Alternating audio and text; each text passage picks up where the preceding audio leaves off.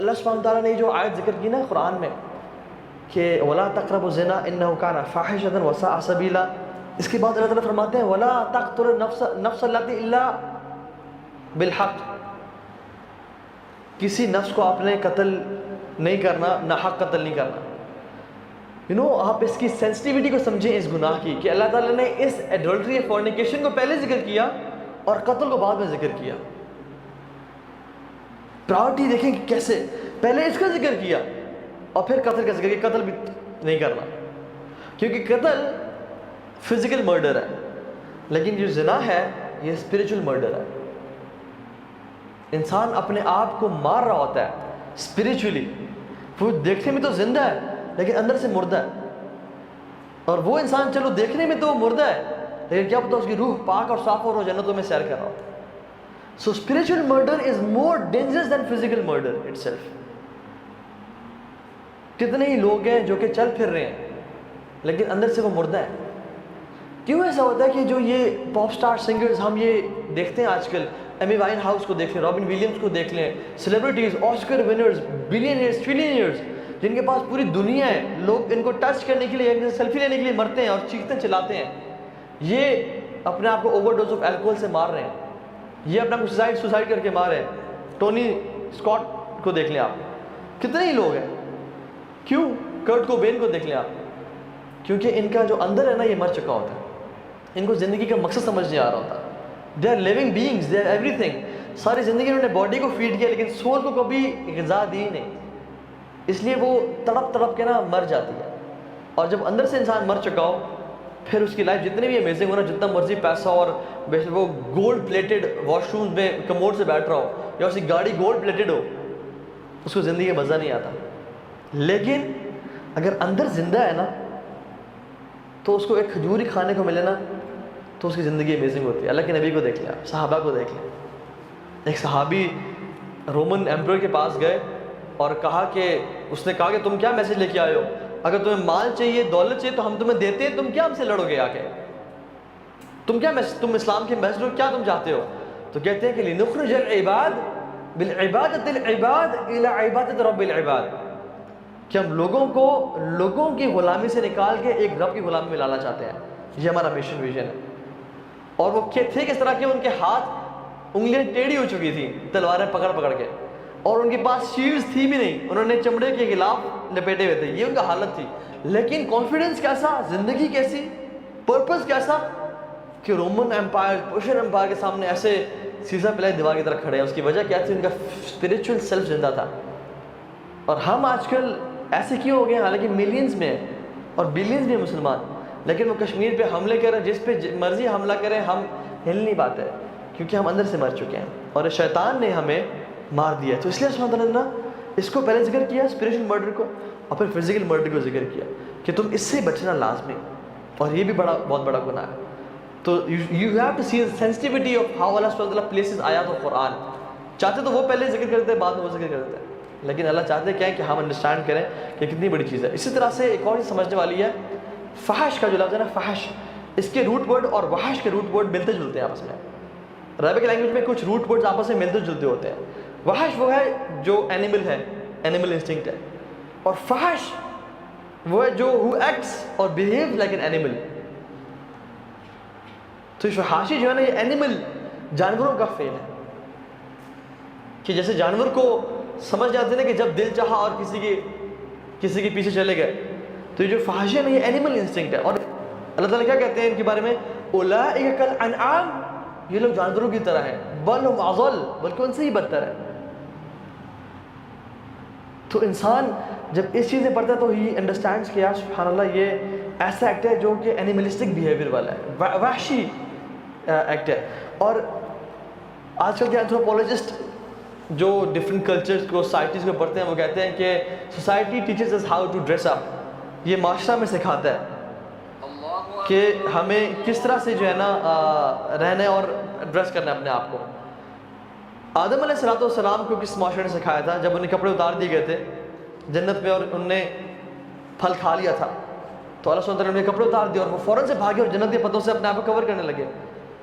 تو اپنے آپ کو کور کرنا از ہیومن انیٹ نیچر، اور کپڑے اتارنا یہ یہ ہیومن فطرت کے خلاف ہے، انسانی فطرت کے خلاف ہے. تو آج کل کپڑے اتارنے کو ماڈرنزم سمجھا جاتا ہے، حالانکہ وہ آدم علیہ السلام کے پنشمنٹ تھی. ان کے کپڑوں کا اتارنا ان پہ عذاب تھا اللہ کی طرف سے اور پنشمنٹ تھی. اور ہم آج کپڑوں کے کم ہونے کو اور کپڑوں کے اترنے کو modernism and this is open mindedness, اور یہ آج کل کا دور ہے، یہ سب کچھ چلتا ہے، یہ سمجھتے ہیں. This is not how we should behave. اسلام ہمیں سکھاتا ہے کہ ڈریس اپ کس طرح کرنا ہے، اسلام ہمیں سکھاتا ہے کہ زندگی گزارنی کس طرح سے. اسی طرح سے اللہ تعالیٰ سورہ فرقان میں بات ہے ولا یزنون.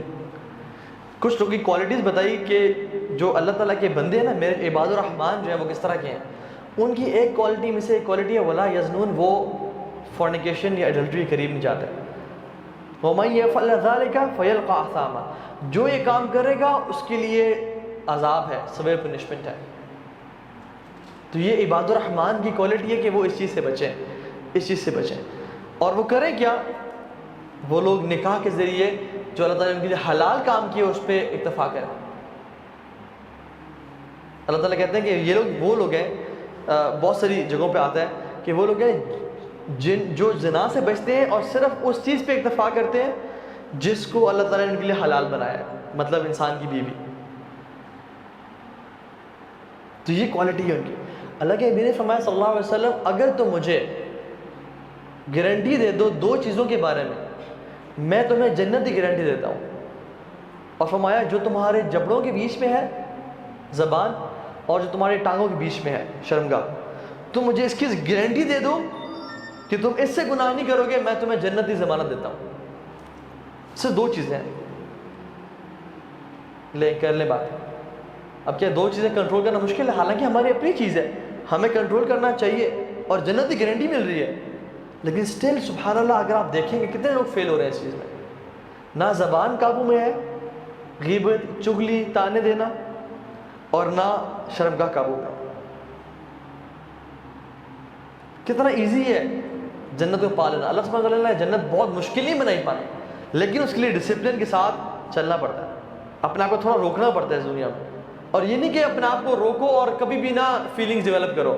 اسلام فیلنگز کو مارتا نہیں ہے کبھی بھی، یہ یاد رکھیں، بلکہ چینلائز کرتا ہے. محبت انسان کی نیچرل فیلنگ ہے، ہوتی ہے انسان کو. اللہ تعالیٰ کہتے ہیں کہ کرو محبت، جس مرضی سے کرو، اس سے نکاح کرے کرو. نکاح کرو گے تمہیں اجر ملے گا اس کا. اللہ کے نبی نے کہا کہ جب تم ریلیشن شپ قائم کرتے ہو اپنی بیگم کے ساتھ تمہیں اجر ملتا ہے. کہ رسول اللہ اجر؟ ہم اپنے آپ کو پلیز کر رہے ہیں، ہم اپنی ڈیزائرز پوری کر رہے ہیں اور ہمیں اجر. اللہ کے نبی نے کہا کہ اگر تم یہی کام نکاح کے بغیر کرو تمہیں گناہ ملے گا؟ میں نے کہا جی. تو کہا نکاح کے ساتھ کرو گے تو تمہیں اجر ملے گا، اللہ کے راستے پہ چلے گا تمہیں اجر ملے گا. سبحان اللہ، اسلام کتنا امیزنگ ہے. غصہ انسان کی نیچرل فیلنگ ہے، آتا ہے انسان کو. کیا کرے انسان؟ اس جگہ پہ نکالے جہاں پہ نکالنے کا حق ہے. کوئی اللہ کے دین کی حدود کو پامال کر رہا ہے. اللہ کے نبی کو غصہ کب آیا؟ جب لوگ اللہ کی شریعت کو پامال کرتے تھے. لیکن اپنے پہ کبھی ہم نے غصہ نہیں کیا، اپنے سیلف کے لیے. ایک بدو آیا اور اللہ کی میں نے بڑا پیارا سا ایک شال مفلر سا پہنا ہوا تھا جو کہ گفٹ ملا تھا ان کو. تو اس نے کیا کیا، وہ زور سے آ کے اس کو کھینچا، اور اتنے زور سے کھینچا کہ ان کو رگ برن ہو گیا، جل گئی جگہ. تو اللہ کے نے جب منہ موڑ کے دیکھا تو ہی واز اسمائلنگ، غصے کو یہاں پہ قابو کیا. لیکن جب بنو مخزوم کی عورت نے چوری کی اور اسامہ رضی اللہ عنہ کو بھیجا کہ رسول اللہ سے سفارش کریں، تو ان کا چہرہ شدید غصے والا ہو گیا اور سرخ ہو گیا، اور کہا کہ پچھلی قوموں کو اس لیے تباہ کر دیا گیا کہ وہ اپنے اتھارٹی والے لوگوں کو چھوڑ دیتے تھے اور غریب لوگوں کو پنشمنٹ دیتے تھے. اگر میری بیٹی فاطمہ بھی چوری کرتی میں اس کی بھی ہاتھ کاٹتا. تو غصہ انسان کو آتا ہے، لیکن اس کو چینلائز کیا کہ اللہ کی حدود جہاں پہ اعمال کی جا رہی ہے وہاں غصہ کرنا ہے. جہاں تمہارے اپنے نفس پہ تکلیف پہنچ رہی ہے اس پہ صبر کرو، انشاءاللہ اللہ سے اجر کا سوال کرو. تو اس لیے اسلام نے اس فیلنگ کو بھی نا، the feeling of love and the feeling of pleasing your desires, اس کو کہا کہ ہاں پورا کرو، لیکن جس کا تم نے نکاح کر کے، جو اللہ تعالیٰ نے تمہارے لیے حلال کیا. اسی طرح سے قیامت کے دن کے بارے میں آتا ہے کہ وہ کیسا دن ہوگا جس دن سایہ نہیں ہوگا، سورج سوا نیزے پہ ہوگا اور انسان اپنے پسینوں میں ہوگا. کچھ لوگوں کے ٹخنوں کے برابر پسینہ ہوگا، کچھ لوگوں کے گھٹنوں کے برابر پسینہ ہوگا، کچھ لوگ اپنی ویسٹ کے برابر پسینے میں ڈوبے ہوں گے، کچھ کندھوں تک اور کچھ اپنے ہی پسینے میں غوطے کھا رہے ہوں گے اپنے گناہوں کے اعمال کی نسبت۔ اس دن اتنی شدت، اور یہ 50,000 سال کا دن ہوگا۔ ہماری کتنی زندگی ہے؟ 25 30 35 40 50 سال۔ ہم کہتے ہیں ہم نے بڑا جی لیا ہے۔ وہ 1000 سال نہیں بلکہ 50,000 سال کا دن ہے جس میں سورج سوا نیزے پہ ہے۔ اس دن اللہ تعالیٰ سبعۃ یظلہم اللہ یوم لا ظل الا ظلہ، 7 لوگوں کو، 7 کیٹیگریز آف پیپل جن کو اللہ تعالیٰ عرش کا سایہ نصیب کریں گے۔ ان میں سے 2 لوگ وہ ہیں، ایک وہ شخص جس کو ایک خوبصورت اور سٹیٹس والی عورت نے برائی کی دعوت دی اور وہ کہتا ہے انی اخاف اللہ، میں اللہ سے ڈرتا ہوں اور میں تمہاری بات نہیں مانوں گا۔ اور دوسرا وہ شخص رجل ذکر اللہ خالیا ففاضت عیناہ، جو کہ اکیلے میں اللہ کو یاد کرتا ہے، اپنے گناہوں کو یاد کرتا ہے اور اس کی آنکھوں سے آنسو بہہ پڑتے ہیں۔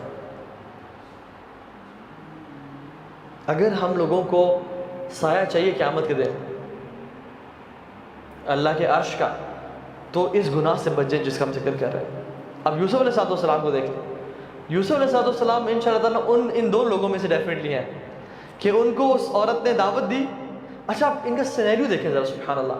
یوسف علیہ السلام، کچھ نیریشنز کہتی ہیں، اگرچہ ان میں کچھ کلام ہے، کہ دنیا کی جو آدھی خوبصورتی ہے نا وہ یوسف علیہ السلام کو دے دی گئی، اور باقی جو آدھی خوبصورتی وہ تمام لوگوں پہ، جانوروں پہ، پرندوں پہ، ٹریز، پلانٹس، اینیملز، ہر چیز پہ ڈیوائڈ کر دی گئی، تو وہ آدھی خوبصورتی کے مالک۔ اب وہ ایسے شخص ہیں جو کہ ایک شخص سے گھر، ایک ملک کنگ کے گھر میں غلام ہے، اتنے خوبصورت نوجوان۔ اب اس کی جو بیوی ہے وہ پاگل ہوگی ان پہ، اور اس نے ایک اسٹریٹجی بنائی کہ میں نے اس کو نہ گھیرنا ہے، اس کو قابو کرنا۔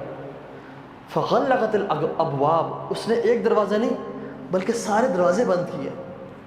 اور امیجن کریں وہ ایک پلان کے ساتھ آئی ہوگی نا، وہ اس لیے تو نہیں ہے کہ یوسف میں آؤں اور میرا انکار کر دے، تو وہ کیا تیار ہو کے آئی ہوگی یا وہ پراٹھا اور روٹی پکا کے کچن سے آئی ہوگی؟ تیار شیار ہو کے، جیسے آج کل خوبصورت میک اپ کر کے اور وکٹوریا سیکرٹس پہن کے، جو آج کل کے دور میں جو ہے اپنے آپ کو بیوٹیفائی کر کے کہ وہ میری طرف اٹریکٹ ہو، اور آئی اور کہا کہ قالت حیت لک کم آن گیٹ می۔ ہم لوگ تو کوئی ایک فیس بک ریکویسٹ بھیجتے ہیں ہم بہ پڑتے ہیں، کوئی فیس بک پہ پوک کرتے ہیں، کوئی انسٹاگرام پہ ڈی ایم آ جائے، کوئی واٹس ایپ پہ ٹیکسٹ آ جائے السلام علیکم برادر لیٹس گو فار ڈرنک، ہم کہتے ہیں یہ میری بچوں کی ماں ہے اور آج کے بعد آپ ہی ہم، اور بس سب کچھ بھیج دیا اس کے لیے۔ لیکن یہ کسی عورت نے ایز کا نہیں کیا، یہ نہیں کہا کہ مجھے تم سے پیار ہے، یہ کہتی ہے come on get me, I am yours, let's do it, مجھے پالو، میں تمہاری ہوں، تم جو مرضی کرو۔